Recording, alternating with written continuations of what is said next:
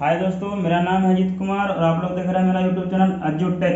तो दोस्तों, हम लोग पढ़ रहे थे चैप्टर ग्रेविटेशन। ग्रेविटेशन में हमने जितने भी लॉ थे सब कुछ पढ़ चुके हैं। क्या क्या पढ़ चुके हैं? ग्रेविटेशन, ठीक है। ग्रेविटेशन गुरुत्वाकर्षण, इसमें हमने चंद्रमा पर भार कितना होता है, पृथ्वी पर चंद्रमा की अपेक्षा कितना, पृथ्वी की अपेक्षा चंद्रमा पर कितना भार होगा, कोई वस्तु जाएगा तो क्या होगा, ठीक है। हमने जी का मान ज्ञात कर लिया था। हमने मतलब कि दो पिंडों के बीच लगने वाले बल ज्ञात कर लिए थे। हमने न्यूटन का सार्वत्रिक गुरुत्वाकर्षण नियम पढ़ लिया था, ठीक है। केपलर का ग्रहों के गति संबंधी नियम पढ़ लिया था। अब इन सबको पढ़ने के बाद हम लोग पढ़ेंगे प्रणोद तथा दाब। प्रणोद आप लोग बोलेंगे प्रणोद क्या आ गया अभी, ठीक है। प्रणोद कुछ नहीं है दोस्तों, बस एक प्रकार का ये भी बल ही है, ठीक है। ये भी एक बल ही है जो किसी वस्तु पर लंबवत दिशा में काम करता है, ठीक है। किसी भी वस्तु पर लंबवत दिशा में जो बल कार्य करता है उसको हम क्या बोलते हैं? प्रणोद बोल देते हैं, ठीक है। लेकिन वो भी क्या है? बल ही है। आइए देखते हैं प्रणोद किसको कहते हैं और दाब किसको कहते हैं। तो आइए दोस्तों देखते हैं प्रणोद किसको कहते हैं। किसी वस्तु की सतह के लंबवत लगने वाले बल को क्या करते हैं? प्रणोद कहते हैं। दोस्तों, किसी भी वस्तु का सतह, मान लीजिए वस्तु यही हो गया, हमारा व्हाइट बोर्ड हो गया, एक वस्तु का सतह हो गया। जब ये सतह हो गया, इतना पूरा सतह हो गया, अब इसके लंबवत जो भी बल लगेगा, मान लीजिए मार्कर को हम यहाँ से दबा रहे हैं इसके उससे, देखिए 90 अंश कोण बना रहा है कि नहीं। इसके जो सतह है इसका देखिए पूरा ये सतह हो गया, इतना व्हाइट बोर्ड पूरा सतह हो गया। लेकिन जो मार्कर है, मार्कर को हम क्या कर रहे हैं, मान लीजिए इसे दबा रहे हैं, मार्कर को दबा रहे हैं, मार्कर को फोर्स कर रहे हैं, या मार्कर को बार बार इस पर पीट रहे हैं इसे परपेंडिकुलर इसके, ठीक है। तो क्या होगा, जब किसी सतह के लंबवत हम कोई बल लगाते हैं, ठीक है, किसी भी सतह के लंबवत जब कोई बल लगाते हैं तो हम उनको क्या बोलते हैं? प्रणोद कहते हैं। जो भी उसका किसी भी सतह के लंबवत बल कार्य करेगा हम उसको सीधा सीधा क्या बोल देंगे? प्रणोद बोल देंगे। आप लोग दोस्तों देखते होंगे घरों में आप लोग कील गाड़े होंगे।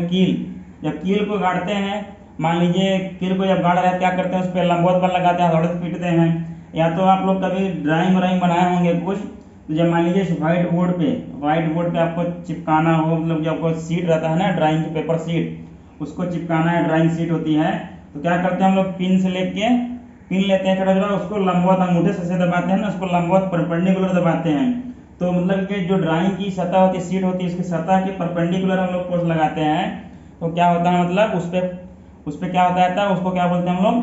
प्रणोद बोलते हैं, ठीक है। ठीक, इतना समझ में आप लोगों को।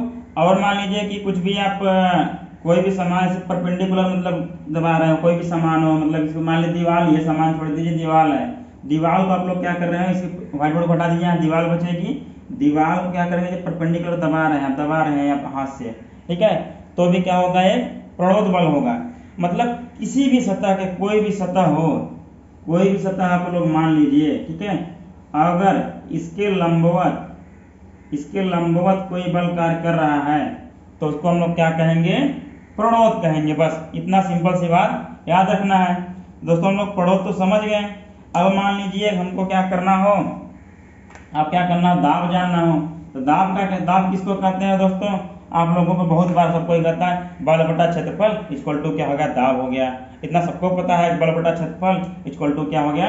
दाब हो गया। आइए हम लोग दाब की परिभाषा देख लेते हैं। प्रति एकांक क्षेत्रफल पर लगने वाले बल को क्या कहते हैं हम लोग? दाब कहते हैं। प्रति एकांक क्षेत्रफल मतलब मान लीजिए क्षेत्रफल को हम लोग क्या मान लीजिए, जैसे उसी फार्मूला देखिए हम लोग बना रहे हैं यहाँ बराबर, दाब को हम लोग P से डिनोट करते हैं, P बराबर F बाई A करते हैं हम लोग, बल बटा क्षेत्रफल मतलब प्रणोद बटा क्षेत्रफल, ठीक है। अब क्या है, देखिए इसको हमने क्या कर दिया? 1 मान लिया, क्षेत्रफल को हमने मान लिया 1 मीटर स्क्वायर है, कुछ भी मान लिया, ठीक है। एकांक मान लिया हमने, क्या इसे कहते हैं? किसी एकांक क्षेत्रफल पर लगने वाले बल को, एकांक क्षेत्रफल, देखिए एकांक क्षेत्रफल मतलब 1 हो गया क्षेत्रफल इसका, एकांक क्षेत्रफल पर लगने वाले बल को क्या कहते हैं हम लोग? दाब कहते हैं। किसी भी वस्तु या किसी भी व्यक्ति, कुछ भी कह लीजिए, तो प्रति एकांक क्षेत्रफल पर लगने वाले बल को हम लोग क्या कहते हैं? दाब कहते हैं। लगने वाले प्रणोद को क्या कहते हैं हम लोग? दाब कहते हैं दोस्तों, ठीक है। इतना समझ में आया? चलिए आगे देखते हैं। देखिए दोस्तों क्या हो गया, किसी वस्तु के प्रति एकांक क्षेत्रफल पर लगने वाले प्रणोद या बल को क्या कहते हैं हम लोग, दाब कहते हैं। अब मान लीजिए क्षेत्रफल, माना क्षेत्रफल कितना हो जाएगा, ए, माना क्षेत्रफल, क्षेत्रफल कितना है, ए है, तथा प्रणोद, आप प्रणोद बोल लीजिए या तो आप बोल लीजिए, क्या बोलेंगे आप, या तो बल बोल लीजिए, प्रणोद एफ है, ठीक है। तो दाब, दाब P बराबर बल मतलब प्रणोद बटा क्षेत्रफल। इसको हम लोग क्या लिख सकते हैं, P बराबर F बटा A, ठीक है दोस्तों। प्रति एकांक क्षेत्रफल बोल रहे थे हम लोग, क्षेत्रफल को एक मान रहे थे, प्रति एकांक क्षेत्रफल पर जो भी प्रणोद या बल लग रहा था उसको हम लोग क्या बोल रहे थे, दाब बोल रहे थे। तो यहाँ क्या हो गया, F हो गया, बटे में क्या हो गया, A हो गया, ठीक है। अब हम लोग इसका मात्रक जानेंगे, ठीक है, क्या क्या मात्रक होते हैं उसको पढ़ेंगे, ठीक है। एक बार बराबर कितना होता है, एक टार बराबर कितना होता है, एक न्यूटन बराबर कितना बार होता है, सब कुछ हम लोग आगे और देखेंगे। चलिए आगे बढ़ते हैं। आइए दोस्तों अब हम लोग एक एग्जाम्पल देखते हैं। मान लीजिए कि आप कहीं रेगिस्तान में चले जाते हैं, ठीक है, रेगिस्तान में चले जाते हैं और रेत क्या है, एकदम सूखा हुआ है, सूखा हुआ है। आप क्या करते हैं, आपका मान लीजिए भार, मान लीजिए एक रेगिस्तान हो गया ये, ठीक है, ये क्या हो गया, रेगिस्तान हो गया। आप चले गए हैं यहाँ पे, आप खड़े हैं, मान लीजिए आप जब खड़े होते हैं रेगिस्तान में तो क्या होता है दोस्तों, बताइए आप लोग, आपका पैर क्या होता है, नीचे धंस जाता है, ठीक, नीचे धंस जाता है आप लोगों का पैर, या तो हमारा ही पैर मान लीजिए धंस जाता है, किसी का भी पैर धंस जाता है, रेगिस्तान में धंस जाता है खड़े होने पर। लेकिन आप क्या करें, हम क्या करें, लेट जाएं, क्या करें, लेट जाएं। अगर मान लीजिए यहाँ लेट भी जाएं अगले पोजीशन में हम लोग, ठीक है, यहाँ मान लीजिए लेट गए, देखिए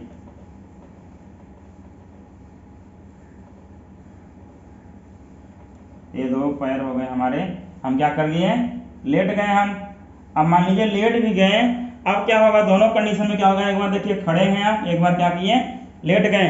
दोनों कंडीशन में आपका मान लीजिए भार, भार क्या करता है, लंबवत नीचे की ओर क्या करता है, W, और इधर भी क्या करेगा, लंबवत नीचे की ओर काम करेगा, W। आपका भार कितना होगा, मान लीजिए आपका द्रव्यमान कितना है, मान लीजिए आपका द्रव्यमान दिया है m दिया है, आपका द्रव्यमान मतलब आपका वेट क्या है, आपका द्रव्यमान क्या है 50 kg, और मान लीजिए g बराबर दिया है 10 मीटर प्रति सेकंड स्क्वायर। तो आपका भार कितना आ जाएगा, W बराबर क्या होता है दोस्तों, mg, तो m कितना है 50 गुणित 10, अब क्या हो जाएगा 50 धाम में 500, क्या हो जाएगा न्यूटन, इधर हो गया न्यूटन मीटर प्रति सेकंड स्क्वायर, ये हो गया आपका W आ गया। यहाँ भी देखिए W बराबर आपका 500 रहेगा, यहाँ भी W बराबर आपका 500 रहेगा, क्योंकि दोस्तों आप लोगों का भार तो चेंज नहीं होगा क्योंकि आप धरती पर ही हैं, उसी जगह पर है, ठीक है, इतना समझ में आया। अब देखिए हमारे पैरों का क्षेत्रफल क्या होता है, कम होता है, लेकिन जब पूरा शरीर लेट जाएंगे क्षेत्रफल क्या हो जाएगा, बढ़ जाएगा। मान लीजिए आप 5 फीट लंबे हैं, 5 फीट लंबे हैं और 2 फीट चौड़े हैं, 5 दूनी क्या हो गया 10 हो गया, 10 फीट हो गया, ठीक है, 10 फीट का स्क्वायर ये क्षेत्रफल हो गया। अब मान लीजिए आपका पैर कितना होगा, पैर कितना लंबा चौड़ा होगा, मान लीजिए 0.2 लंबा हो गया इंटू 0.2 चौड़ा हो गया, ठीक है। अब देखिए क्या हो जाएगा, 0.2 दूना 4 हो जाएगा, एक और एक दशमलव लग जाएगा, 0.02 फीट स्क्वायर हो गया। देखिए हमारे पैर का क्षेत्रफल कम हो गया, पैर का क्षेत्रफल क्या हो गया, कम हो गया, और इसका जब हम लेट गए तो क्षेत्रफल कितना है 10 फीट है मान लीजिए, ठीक है, 10 फीट या 10 मीटर मान लीजिए, हमने 5, आपकी हाइट मान लीजिए 5 मीटर की, बहुत लंबे हो गए हैं आप, ठीक है, और इधर क्या हो गया 0.02 मीटर स्क्वायर, ठीक है, इतना समझ में आया। अब देखिए दोस्तों क्या कहना चाह रहे हैं, हमने पढ़ लिया P बराबर F बाई A। देखिए अब A का मान देखिए, F का हमारा 500 तो फिक्स हो गया दोनों में, 500 और बटे में देखिए 0.04, और इधर कितना है 500 बटे में 0.0, इधर 10 है सीधा, ठीक है 10, तो इधर कितना दाब आएगा, इधर देखिए 50 पास्कल, अभी आपको दाब का परिभाषा मात्रक बताएंगे आप लोगों को। और इधर कितना आएगा देखिए, इधर और बढ़ जाएगा, देखिए क्या आ जाएगा अब इसमें 500 में 0.04 का भाग देना है, तो 10 घाते माइनस 2, 10 घाते माइनस 2 करेंगे तो ऊपर जाएगा। शॉर्टकट में आपको बता रहे हैं इसका कितना आएगा, बस इतना आपको बता दे रहे हैं कितना आएगा। ठीक है, आ जाएगा 500 गुणित 10 घाते 2 बटे में 4। अब देखिए 4 1 4, 4 दूना 8, देखिए यहाँ पे आएगा 4 1 4, 4 दूना 8, 4 पंचे 20 और 2 शून्य और लगेगा। ठीक है, अब क्या आ जाएगा 12,500 पास्कल। देखिए दोस्तों हमारा बल तो समान रहा, क्षेत्रफल यहाँ पे कम हो गया, क्षेत्रफल यहाँ ज़्यादा हो गया, दाब हमारा क्या हो गया, अलग अलग हो गया। इसीलिए क्या करते हैं, जब रेत में खड़े होते हैं क्या होता है, सीधा सीधा हम लोग हमारा पैर धंस जाता है, लेकिन हम लोग क्या करते हैं जैसे लेट गए हमारा पैर क्या करेगा, हमारा हम क्या करेंगे अब नहीं धंस रहे होंगे, देखेंगे आप धंसते नहीं है, बढ़िया मस्त एकदम रेत के ऊपर रहते हैं। इसीलिए दोस्तों कहा जाता है कि अगर आप जैसे दलदल में कभी आप फंस गए, आप जा रहे हैं कहीं, आपको अचानक से दलदल मिल गया, आप अगर क्या कर रहे हैं खड़े हैं तो तुरंत धंस जाएंगे, जल्दी धंस जाएंगे, क्योंकि आपका पैर का क्षेत्रफल बहुत कम है, दाब बहुत ज़्यादा लगेगा। ठीक है, भार तो आपका भार तो दोनों कंडीशन में बराबर है। ठीक है, जो पृथ्वी पर नीचे की ओर लग रहा है, ठीक है, गुरुत्वाकर्षण के कारण दोनों जगह बराबर है, लेकिन क्षेत्रफल इधर कम है, जल्दी आप दलदल में धंस जाएंगे और डूब जाएंगे। लेकिन कहा जाता है तुरंत क्या करिए, जैसे आपको लगे दलदल है आप क्या करिए लेट जाइए, लेट जाएंगे तो आपको कुछ टाइम मिल जाएगा, आप चिल्ला लेंगे, दूसरा कोई आएगा आपको बचा लेगा। लेटने के लिए क्यों कहा जाता है दोस्तों, आज से आप लोग समझ लीजिए। लेटने के लिए कहा जाता है कि आपका तो वेट समान रहता है, जो भार रहता है समान रहता है, लेकिन लेटने पर क्या होता है, जो दलदल पे दाब लगता है ना वो कम हो जाता है। क्यों? क्योंकि एरिया बढ़ गया, एरिया क्या बढ़ गया, और एरिया दाब क्या होता है, एरिया के व्युत्क्रमानुपाती होता है, दाब क्या होता है एरिया के व्युत्क्रमानुपाती होता है। इसलिए दलदल में कहा जाता है कि आप लेट जाइए, जब दलदल आपको कहीं मिले तब लेट जाइए, आपको टाइम मिल जाएगा, आपको सर्वाइव करने का टाइम मिल जाएगा, आप बच जाएंगे। ठीक है, इतना समझ में आएगा दोस्तों आप लोगों को। अब चलिए हम तो एग्जाम्पल लेके देख लिए, हम लोग कैसे कैसे आ रहा है सब कुछ देख लिए, आप लोग आंकड़ा समझ लिए कि भार तो समान लग रहा था, जो 500 का था इधर 500 का इधर था, लेकिन क्षेत्रफल बदला तो क्या हो गया, दाब भी बदल गया। देखिए इधर 12,500 पास्कल आया और इधर कितना आया, सिर्फ 50 पास्कल आया। बहुत डिफरेंस आ गया, ह्यूज डिफरेंस है, मतलब बहुत बड़ा डिफरेंस आ गया। तो दाब क्या होता है, बल के अनुपाती होता है, जितना अधिक बल उतना अधिक दाब। लेकिन एरिया की क्या होता है, व्युत्क्रमानुपाती होता है, जितना अधिक एरिया उतना कम दाब, जितना कम एरिया उतना अधिक दाब। ठीक है, समझ गए आप लोग। इसीलिए कील के जो नोक बनाए जाते हैं सब, मतलब कि क्या बनाए जाते हैं, एकदम नुकीले बनाए जाते हैं, ताकि वहाँ पे अधिक से अधिक दाब लगे, ताकि वो दीवार में धंस जाए। नहीं तो अगर कील का नोकीला बनाने, कील को मोटा बना देंगे, दाब अधिक लगेगा तो दीवार में नहीं धंसेंगे दोस्तों। ठीक है, इतना समझ में आप लोगों को। चलिए आगे बढ़ते हैं, अब हम लोग पढ़ेंगे दाब का मात्रक वगैरह देखते हैं। आइए दोस्तों देखते हैं दाब बराबर होता क्या है, दाब पी बराबर होता है प्रणोद एफ या बल एफ बटा क्षेत्रफल। दोस्तों हमको पता है पहले से, बल का मात्रक क्या होता है, न्यूटन। क्या होता है, न्यूटन, हम लोग पहले से पढ़ चुके हैं। ठीक है, और क्षेत्रफल का मात्रक क्या होता है, मीटर स्क्वायर।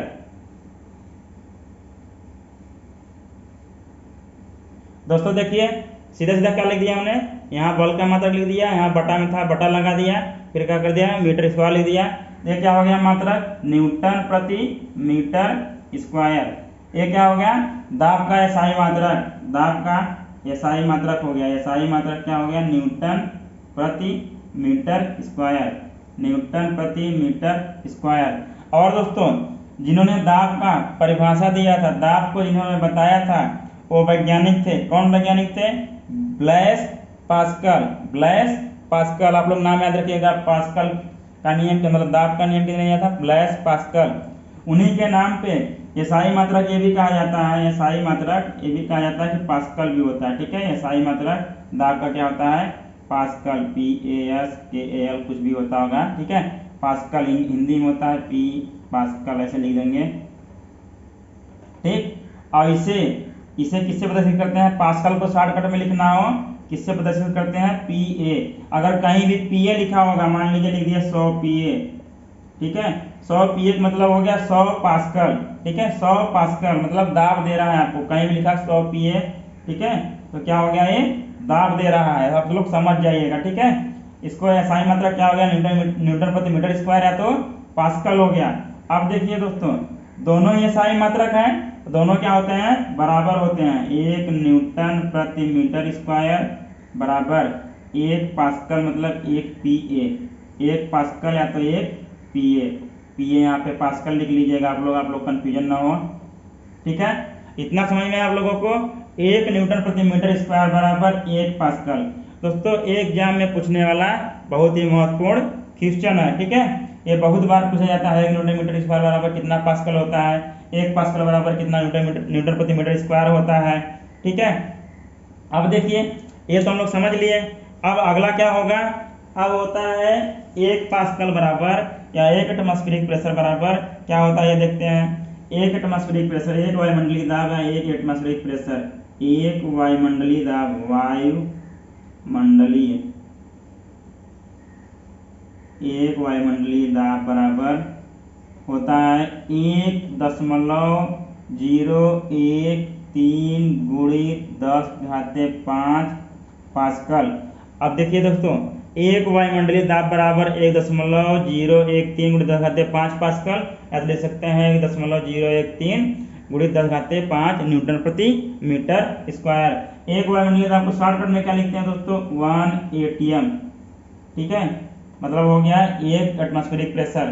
1 एटमॉस्फेरिक प्रेशर बराबर होता है 1.013 गुणित 10⁵ न्यूटन प्रति मीटर स्क्वायर, या आप बोल सकते हैं 1.013 गुणित 10⁵ पास्कल। समझ गए आप लोग। इसको भी याद रखिएगा, भी ये बहुत बार पूछता है 1 एटमॉस्फेरिक प्रेशर बराबर कितना पास्कल होता है या तो कितना न्यूटन प्रति मीटर स्क्वायर होता है। तो आप लोग याद रखिएगा 1.013 गुणित 10⁵ न्यूटन प्रति मीटर स्क्वायर, ठीक है दोस्तों। एग्जाम में कभी कभार आपको मान लीजिए कहीं कॉम्पिटेटिव एग्जाम देने जाएंगे तो उसमें भी आपको नहीं दिया रहेगा मान, लेकिन आपको याद रखना पड़ेगा 1 एटमॉस्फेरिक प्रेशर का दिया तो आपको याद रखना पड़ेगा 1 वायुमंडलीय दाब बराबर 1.013 गुणित 10⁵ पास्कल होता है। अब देखिए दोस्तों, अब एक बार बराबर कितना होता है, अब दाब का मात्रक एक बार भी होता है, ठीक है। बार मतलब वो बियर बार नहीं, ठीक है, बियर बार मत समझ लीजिएगा आप लोग। बार क्या है, एक दाब का मात्रक है, ठीक है। 1 बार बराबर होता है दोस्तों, देखिए 1 बार, ठीक है, 1 बार बराबर होता है 10⁵ पास्कल पीए, या तो लिख सकते हैं 10⁵ न्यूटन प्रति मीटर स्क्वायर। 1 बार बराबर कितना होता है, 10⁵ पास्कल बराबर क्या लिख सकते हैं इसको, 10⁵ न्यूटन प्रति मीटर स्क्वायर। ये भी बहुत बार पूछता है एग्जाम में, बहुत बार पूछता है, दे देगा आपको 10⁵ पास्कल बराबर कितना बार होगा, या तो 1 बार बराबर कितना पास्कल होगा, ठीक है। अब एक क्वेश्चन और पूछता है, एक तार या तो टर बोल लीजिए या टार बोल लीजिए, ठीक है। एक टार बराबर अब पूछता है कितना पास्कल होता है, आपको पता होना चाहिए कितना होता है, 133 पास्कल, 133 पास्कल। तो मतलब क्या क्या हो गया, दाब का मात्रक क्या क्या हो गया, एक तो हो गया पास्कल, एक तो हो गया, दूसरा हो गया न्यूटन प्रति मीटर स्क्वायर, और तीसरा हो गया एक एटमॉस्फेरिक प्रेशर हम लोग किए थे ना, वो भी होगा एटीएम में। और क्या कर लिए, एटीएम मतलब मशीन नहीं है, एटीएम मशीन पैसा निकालने वाली नहीं है, ठीक है। एटीएम मतलब वो एटमॉस्फेरिक प्रेशर है। अब क्या हो गया, इसका एक मात्रक और क्या हो गया, बार हो गया, एक मात्रक और क्या हो गया, टार हो गया। मतलब पास्कल, न्यूटन प्रति मीटर स्क्वायर, फिर बार, फिर क्या हो गया, टार। इतने तो इसका क्या हो गया, दाब के मात्रक हो गए। और आपको सबको याद रखना है, सब में संबंध याद रखना है। अगर आप लोग नहीं याद रखेंगे तो आप लोग कॉम्पिटिटिव एग्जाम क्या करेंगे, नहीं निकाल पाएंगे। एक टार बराबर कितना हो गया, 133 पास्कल हो गया, ठीक है दोस्तों। चलिए अब हम लोग आगे बढ़ते हैं। चलिए दोस्तों, हमने क्या किया, दाब के मात्रक भी पढ़ लिए, हम लोग दाब भी पढ़ लिए। क्या होता है, हमने देख लिया दाब का क्षेत्रफल जब कम हो रहा था तो दाब क्या कर रहा था, ज्यादा लग रहा था।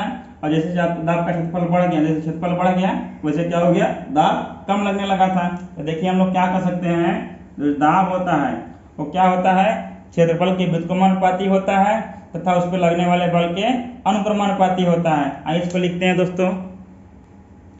चलिए दोस्तों देखते हैं, दो कंडीशन होगा, किसी वस्तु पर लगने वाला दाब उस वस्तु के सतह के क्षेत्रफल के क्या होता है, व्युत्क्रमानुपाती। व्युत्क्रमानुपाती मतलब दोस्तों उल्टा होता है, ठीक है। अब देखिए जैसे क्षेत्रफल क्या करेगा, बढ़ेगा तो दाब क्या होगा, कम होगा, ऐसे आप लोग लिखेंगे, समझ में आएगा हमेशा के लिए। जब क्षेत्रफल क्या करेगा, बढ़ेगा, दाब क्या होगा, कम होगा। अब देखिए, जब क्षेत्रफल क्या करेगा, कम होगा, दाब क्या करेगा, बढ़ेगा।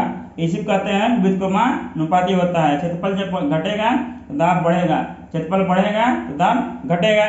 दूसरा कंडीशन क्या है दोस्तों, किसी वस्तु पर लगने वाला दाब उस वस्तु पर लगने वाले पड़ोस के समानुपाती होता है। पड़ोस मतलब बल, बल के समानुपाती होता है। मतलब जैसे बल बढ़ेगा तो दाब भी बढ़ेगा, जैसे बल घटेगा तो दाब क्या करेगा, घटेगा।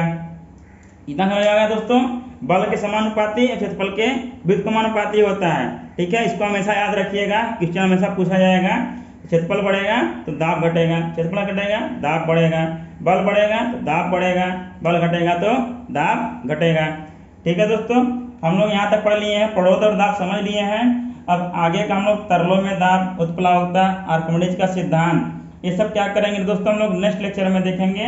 अगर दोस्तों ये लेक्चर आप लोगों को पसंद आए, प्लीज़ लाइक सब्सक्राइब जरूर कीजिएगा, अपने दोस्तों में जरूर से जरूर शेयर कीजिएगा, ताकि जो लाभ आप लोग उठा पा रहे हैं वो लोग भी उठा पाएँ लाभ, वो लोग भी सक्सेस हो, वो भी अच्छे मार्ग पे चलें।